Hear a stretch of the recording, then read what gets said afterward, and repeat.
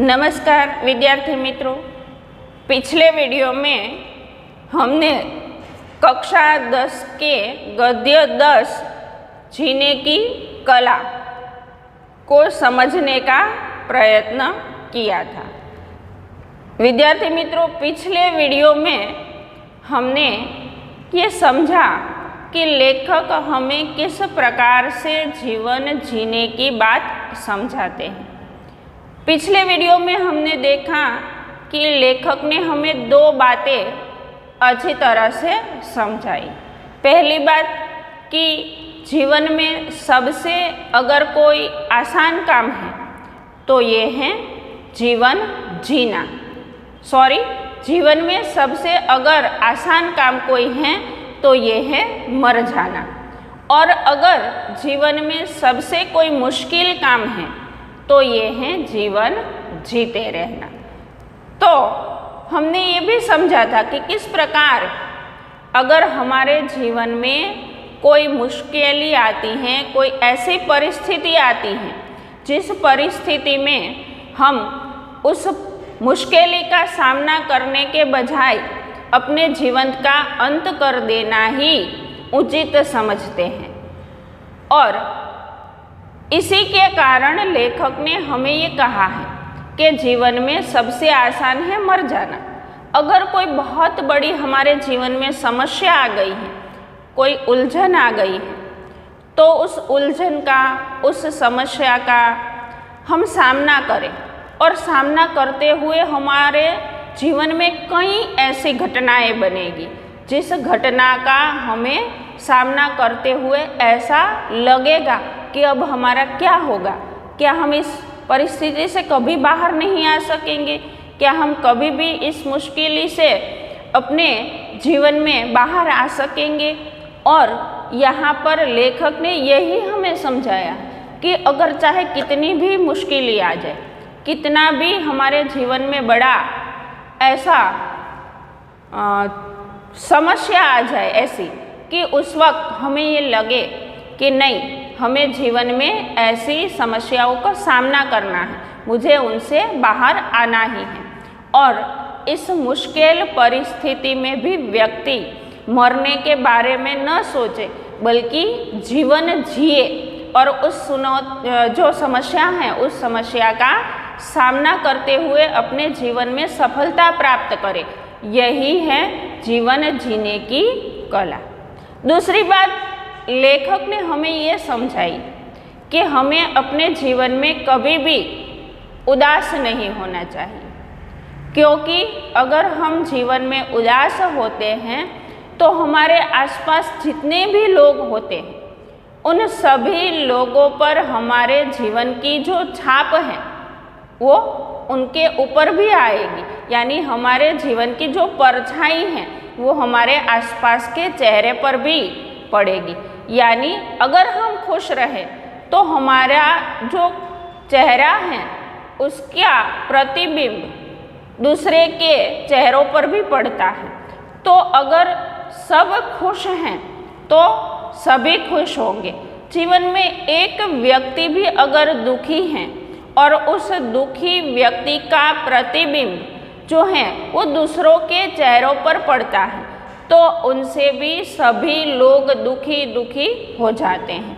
लेखक कहते हैं कि जिस प्रकार शीशे के घर में एक परछाई पड़ती है, प्रतिबिंब पड़ता है, और ये प्रतिबिंब यदि हजारों शीशे में पड़ता है तो सभी और वो ही दिखाई देता है। यानी एक चेहरा उदास है तो आसपास के सभी लोग उदास हो जाएंगे। इसलिए लेखक का ये मानना है कि हमें जीवन में कभी भी उदास नहीं होना चाहिए, हमेशा खुश रहना चाहिए। हमारा जीवन जो है वो हमारी निजी जीवन न रहकर दूसरों पर भी प्रभाव डालता है। इसीलिए हमें हमेशा खुश रहना चाहिए और दूसरों को देखकर भी खुश रहे और दूसरों को भी खुशी दे। आगे देखिए, यह अजीब बात है कि धर्म, फिलॉसफी और सदाचार तीनों ने जीवन की समस्या हल करनी चाहिए और तीनों में सुख खुद जीवन के विरुद्ध भाव उत्पन्न हो गए। फिलोसॉफी यानी दर्शन शास्त्र। तो लेखक ये कहते हैं कि ये अजीब बात है कि धर्म, दर्शन शास्त्र यानी फिलॉसफी और सदाचार, ये तीनों ने जीवन की समस्या हल करनी चाहिए, यानी जीवन की समस्या का हल करना चाहा, उनको दूर करना चाहा, लेकिन तीनों में खुद जीवन के विरुद्ध जो भाव हैं वो उत्पन्न हो गए। इसलिए लोग समझते हैं कि कोई आदमी जितना ज़्यादा बुझदिल और बुझा दिल और सूखा चेहरा लेकर फिरे, वह उतना ही ज़्यादा धार्मिक, फिलॉसफर और सदाचारी हैं। मानो ज्ञान और पवित्रता दोनों के लिए सुख का जीवन अनिवार्य हो गया है।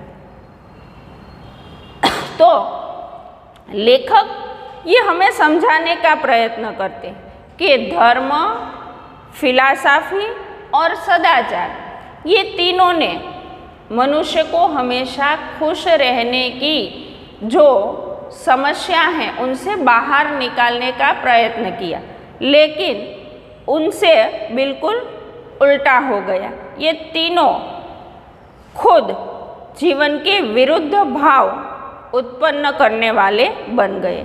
इसलिए लोग समझते हैं कि कोई आदमी जितना ज़्यादा बुझा हुआ दिल यानी मुरझाया हुआ दिल, सूखा चेहरा यानी उदास चेहरा लेकर फिरे, वह उतना ही ज़्यादा धार्मिक है, वो उतना ही ज़्यादा दर्शन शास्त्री हैं और उतना ही ज़्यादा अच्छा आचरण वाला है। मानव ज्ञान और पवित्रता दोनों के लिए दुख का जीवन अनिवार्य हो गया है। तो ऐसा लगता है कि मानो आप अगर ज्ञानी हैं, आप पवित्र हैं, ये सब आपको अगर समाज में बताना है, दर्शाना है, तो उनके लिए दुख का जीवन अनिवार्य हो गया, तो आप खुश नहीं रह सकते। तो आप हमेशा दुखी चेहरे दिखाकर ये सब प्राप्त कर सकते हैं, यानी दिखा सकते हैं। यह माना कि जिन गुत्थियों को दुनिया सैकड़ों वर्षों के सोच विचार से भी नहीं सुलझा सकी, आज हम उन्हें हंसी ठट्ठे के 4 शब्दों से हल नहीं कर सकते। तो लेखक का ये मानना है कि जिस गुत्थी को यानी उलझन को दुनिया सैकड़ों वर्षों से सोच विचार से भी नहीं सुलझा सकी, वर्षों तक ये बात लोग सोचते रहे, लेकिन फिर भी इस उलझन को नहीं सुलझा सके। कौन सी उलझन को? कि जीवन किस प्रकार से जिया जाए। आज हम उन्हें हंसी मजाक से 4 शब्दों से उसे हल नहीं कर सकते, मगर यह तो मानना पड़ेगा कि यहाँ सत्य की ओर से आंख बंद नहीं की जा सकती। अगर ये 4 शब्दों में हम उसे हल नहीं कर सकते, ये कहकर कि खुश रहना ही जीवन है, आसान काम है मर जाना, ये 4 शब्दों में हम जीवन का रहस्य, खुश रहने की बातें नहीं समझ सकते। लेकिन फिर भी हमें ये बात तो हमेशा माननी ही पड़ेगी और सत्य की ओर से आंख बंद नहीं की जा सकती कि अगर हम जीवन में खुश रहे, चाहे किसी भी हमारे जीवन में समस्या आ जाए, तो उस समस्या का सामना करते हुए जीवन में जो चुनौती है, उस चुनौती से बाहर, समस्या से बाहर आने का अगर हम प्रयत्न करें, तो हमारा जीवन हम जी सकते हैं। हमें एक नया बल मिलता है कि हम जीवन में सफलता प्राप्त करें। एक भक्त, एक साधु, एक फिलॉसफर का सूखा चेहरा बनाकर हम उस चित्र में नहीं खप सकते। यानी ऐसा अगर हमें दिखाना है कि मैं बहुत बड़ा भक्त हूँ, तो मुझे खुश नहीं होना चाहिए, क्योंकि समाज में लोग मानते हैं कि जो भक्त होता है वो कभी इस प्रकार से हंसी मजाक नहीं करता, ये खुश नहीं हो सकता। एक साधु है तो साधु भी कभी खुश नहीं हो सकता। एक फिलोसोफर है वो भी कभी खुश नहीं हो सकता। उसे साधु बनने के लिए, भक्त बनने के लिए, फिलासफर बनने के लिए हमेशा अपना सूखा हुआ चेहरा हमें समाज को दिखाना पड़ता है और उस चित्र में हम ये बनने के लिए तैयार नहीं हैं। हम हमेशा खुश रहना चाहते हैं। जो प्रकृति के विश्वकर्मा के कर्मा हाथों ने यहाँ खींच दिया है, जिस चित्र में सूरज का चमकता हुआ मस्तक, चांद का हंसता हुआ चेहरा, तारों की झलमलाती हुई आंखें, पेड़ों का नृत्य, पंछियों का संगीत, बहते हुए पानी की तरंगे, खिलते हुए फूलों की बहारें अपनी शोभा दिखा रही हैं, वहाँ हम एक बुझे हुए दिल और सूखे हुए चेहरे के साथ स्थान नहीं पा सकते। तो लेखक कहते हैं कि ईश्वर ने सृष्टि कितनी सुंदर बनाई। विश्वकर्मा ने जब सृष्टि बनाई तो उसमें चांद बनाया, सूरज बनाया, बहते हुए झरने बनाए, किलकिल आवाज़ के साथ, शोर के साथ बहता हुआ झरने का जो संगीत है वो मनुष्य को एक अलग ही खुशी प्रदान करता है। उसके साथ गाते हुए पंछी, खिलते हुए रंग बिरंगी फूल। तो ये प्रकृति का जो दृश्य है, उस दृश्य को देखकर कौन व्यक्ति ऐसा होगा जो आनंद का अनुभव नहीं कर सकता। तो ये सब प्रकृति के दृश्यों को देखकर तो व्यक्ति चाहे कितना भी बुझदिल हो, कितना हुआ सूखा चेहरे वाला हो, फिर भी एक बार तो उनके मन में अवश्य आनंद, खुशी झलक ही उठेगी। तो यहाँ पर लेखक कहते हैं कि प्रकृति बनाते हुए विश्वकर्मा ने जो भी बनाया, जिस चित्र में सूरज का चमकता हुआ मस्तक बनाया, चांद का हंसता हुआ चेहरा बनाया, तारों की झलमलाती हुई आंखें बनाई और पेड़ों का नृत्य, पंछियों का संगीत, बहते हुए पानी की लहरें, खिलते हुए फूलों की बहारें अपनी शोभा दिखा रही हैं, वहाँ हम अपना सूखा बुझा हुआ दिल और सूखे हुए चेहरे के साथ स्थान नहीं पा सकते। यानी प्रकृति इतनी सुंदर है, इतनी खुशियाँ देने वाली है, तो ऐसी प्रकृति के साथ हम अपना सूखा चेहरा, मुरझाया हुआ दिल लेकर कैसे रह सकते हैं। प्रकृति की इस रूप सज्जा सभा में तो वही जीवन सज सकता है जो अपने वक्ष में दमकता हुआ दिल और चेहरे पर चमकती हुई आंखें रखता हो, और जो चांदनी में चांद की तरह निखर कर, तारों की छाँव में तारों की तरह चमक कर, फूलों की क्यारी में फूलों की तरह खिलखिलाकर अपना स्थान ले सकता है।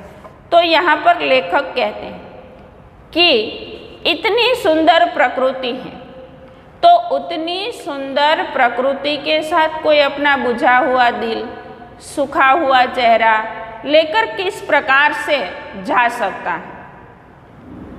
वहाँ तो वही लोग जा सकते हैं, उनके साथ तो वे लोग रह सकते हैं प्रकृति के साथ जो हमेशा आनंद में रहता हो, जिनका दिल हमेशा आनंदित रहता है, जिनका चेहरा हमेशा चमकता रहता है।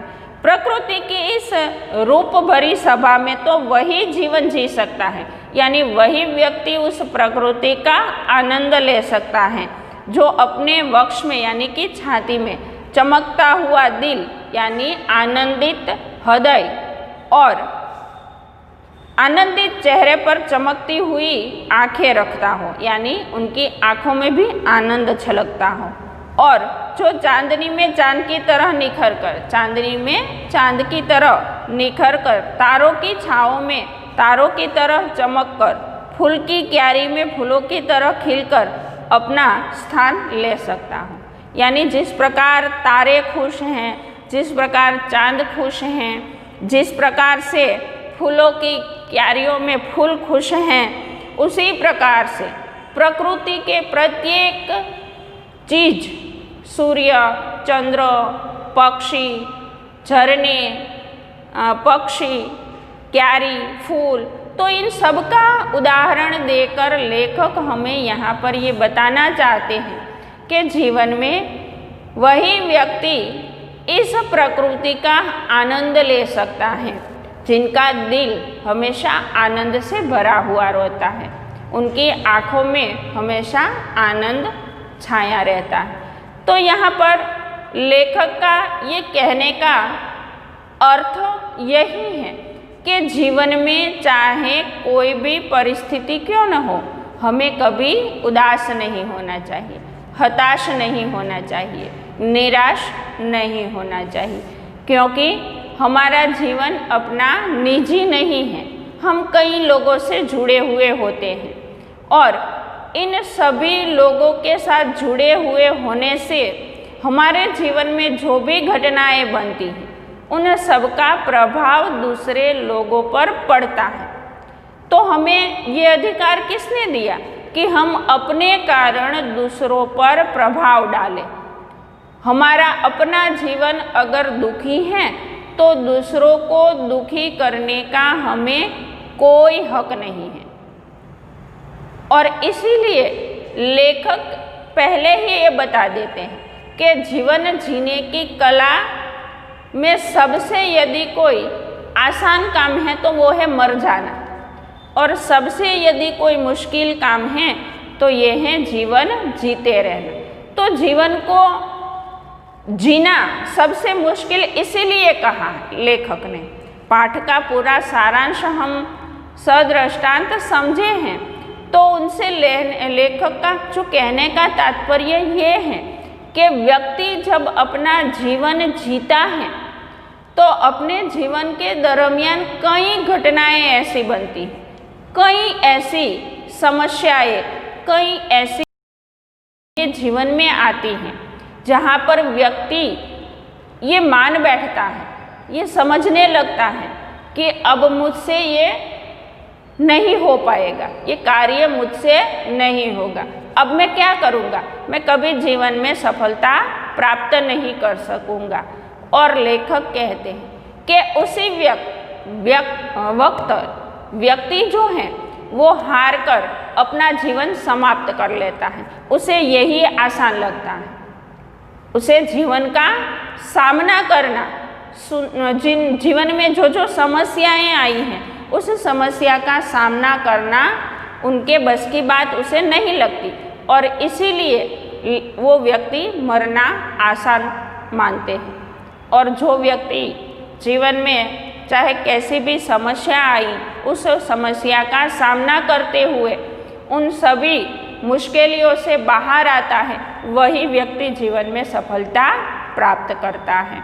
तो लेखक कहते हैं कि जीवन की कला वही है जो व्यक्ति हमेशा खुश रहता है।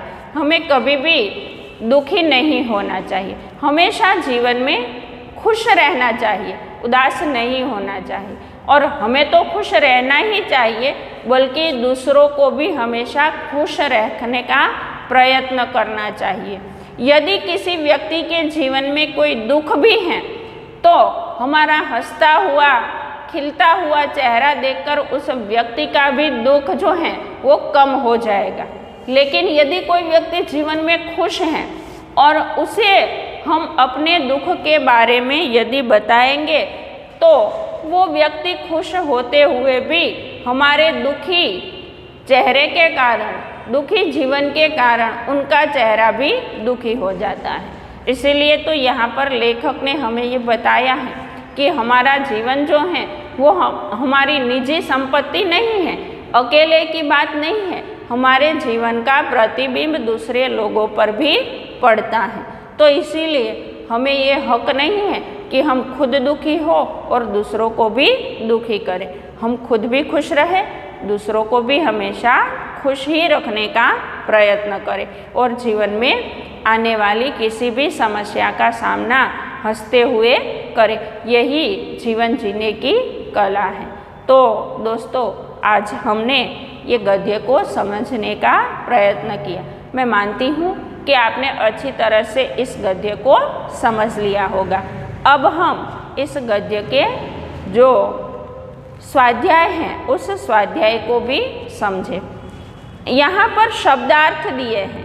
पहला है गुत्थी, गुत्थी यानी उलझन अथवा तो कोई समस्या, ये शब्द मैंने यहाँ पर भी लिखे हुए हैं। उत्तरदायित्व यानी जिम्मेदारी। शीशा घर यानी ऐसा कक्ष जिसमें दीवारें शीशे की बनी हो। वह घर जिनकी दीवारों तथा छत पर शीशे लगे हो। हंसी ठट्ठे यानी हंसी मजाक। विकट यानी मुश्किल।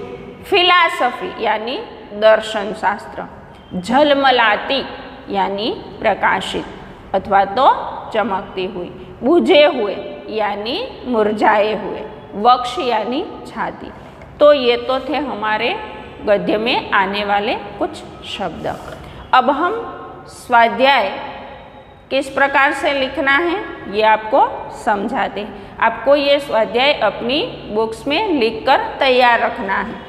ये आपका होमवर्क है और आपको इस स्वाध्याय के प्रश्न अच्छी तरह से समझकर अपनी बुक्स में लिखकर रखने हैं। यहाँ पर हमारा पहला प्रश्न है, निम्नलिखित प्रश्नों के नीचे दिए गए विकल्पों में से सही विकल्प चुनकर उत्तर लिखिए। तो उनमें ऐसे 3 प्रश्न हैं और तीनों प्रश्न के 4-4 विकल्प दिए हुए हैं।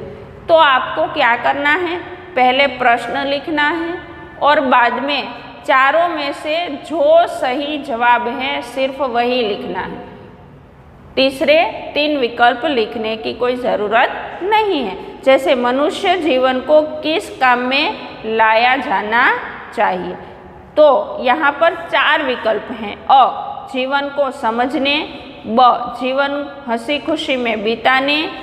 क, सरल काम करने। और ड, विकट काम करने। तो मैं मानती हूँ विद्यार्थी मित्रों, इन 4 में से अब आपको सही जवाब कौन सा है उसके बारे में अच्छी तरह से पता लगा होगा, लेकिन फिर भी उनका जवाब है ब, हंसी खुशी बिताने में। दूसरा है, आदमी ज़्यादा धार्मिक, फिलासफर और सदाचारी लगता है, ऐसा लोग कब समझते हैं। उनके भी 4 विकल्प हैं। जब हम बुझे दिल हो, जब हम प्रसन्न हो, जब वह धर्म की बात करते हो, जब वह पवित्र हो। तो 4 में से जो सही जवाब है वही आपको लिखना है। तीसरा प्रश्न, लेखक के मतानुसार जीवन की समस्याओं को किस प्रजा ने ठीक से समझा था। यहाँ पर 4 उनके विकल्प हैं, प्राचीन भारतीय, अमेरिकन, चीनी और आधुनिक भारतीय। तो इनका जवाब भी गद्य में आ ही गया है, आपको ढूंढकर लिखना है, मैं नहीं बताऊंगी। दूसरा है प्रश्न, निम्नलिखित प्रश्नों के एक एक वाक्य में उत्तर लिखिए। तो यहाँ पर ऐसे 3 प्रश्न हैं। जीवन की सबसे बड़ी गुत्थी कैसे सुलझाई जाए। दूसरा प्रश्न है, जीवन की समस्या किसने ठीक समझा था। तीसरा है, दुनिया में सबसे बड़ा बुद्धिमान कौन है। तो ये तीनों प्रश्नों के उत्तर आपको एक एक वाक्य में लिखने हैं। प्रश्न 3 है, निम्नलिखित प्रश्नों के 2-3 वाक्य में उत्तर लिखिए। पहला है, प्रसन्न रहने की कला क्या है।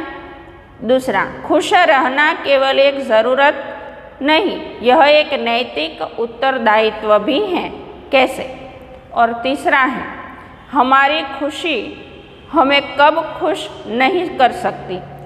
चौथा प्रश्न है, निम्नलिखित प्रश्नों के सविस्तार उत्तर दीजिए। इसमें 2 ही प्रश्न है। पहला है, आदमी का जीवन उसकी अपनी व्यक्तिगत जायदाद क्यों नहीं है। दूसरा है, हम बुझे हुए दिल और सूखे हुए चेहरे के साथ कहाँ स्थान नहीं प्राप्त कर सकते। और 5वां, निम्नलिखित शब्दों से कर्तुवाचक संज्ञा बनाई। पहला शब्द है कला। तो कर्तुवाचक संज्ञा यानी क्या। कर्तुवाचक संज्ञा यानी कर्ता ही कर्तुवाचक संज्ञा होता है। जैसे क्रिया को करने वाला कर्ता यानी कर्तृवाचक संज्ञा। जैसे यहाँ पर है कला, तो कला को करने वाला कौन है? कलाकार। तो कलाकार ही कर्तृवाचक संज्ञा है। दूसरा है नीति, तो इसी प्रकार बात। तीसरा है दिल, चौथा है सदाचार, पांचवा है संगीत और छठा है नृत्य। तो यहाँ पर देखिए संगीत तो संगीतकार, नृत्य तो नृत्यकार। इसी प्रकार से छठा शब्द, निम्नलिखित शब्दों से विशेषण बनाइए। विशेषण तो जो विशेष की विशेषता बताता है उसे ही विशेषण कहते हैं। जिस प्रकार बाग में सुंदर फूल खिला है, तो फूल जो है वो विशेष है और जो सुंदर है वो विशेषण है। तो जो विशेष की विशेषता बताता है उसे विशेषण कहते हैं। यहाँ पर है संसार, तो संसार का यदि हम विशेषण बनाए तो सांसारिक, विश्वास, प्रतिबिंब, प्रकृति, समय और अंश, ये सभी विशेषण, उन सभी के आपको विशेषण लिखने हैं। और फिर है निम्नलिखित शब्दों से भाववाचक संज्ञा बनाइए। प्रसन्न तो प्रसन्नता, सरल तो सरलता, बड़ा तो उसे प्रत्यय लगता है पन यानी कि बड़प्पन, खुश तो खुशी, उदास तो उदासी, बहुत तो बहुतायत और आदमी तो आदमीयत। तो ये सब भाववाचक संज्ञाएं हैं। दोस्तों अगले वीडियो में हम कुछ व्याकरण भी आपको करवाएंगे। अभी आपके सभी निबंध और व्याकरण के जितने भी जो टॉपिक हैं, प्रकरण हैं, ये सभी हम इसके बाद के वीडियो में करेंगे। तो तब तक आप अपना इस जो गृह कार्य मैंने आपको दिया है आज स्वाध्याय लिखने का, ये अपनी बुक में लिखकर तैयार रखना। आज के लिए इतना ही। जय हिंद, अस्तु।